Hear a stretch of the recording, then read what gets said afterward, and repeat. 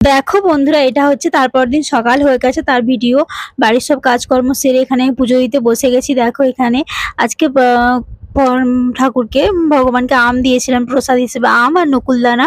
তো দেখো এখানে বাবাকে সাজিয়েছি, আমার মহাদেবকে কেমন লেগেছে কমেন্টে জানিও। এখানে আমার লক্ষ্মী মাকে সাজিয়েছি, আমার হাজবেন্ড পদ্ম ফুল নিয়ে এসেছিল। আমার না জানো বন্ধুরা, আমার পদ্ম ফুল দিতে খুব ভালো লাগে জানো লক্ষ্মী মাকে।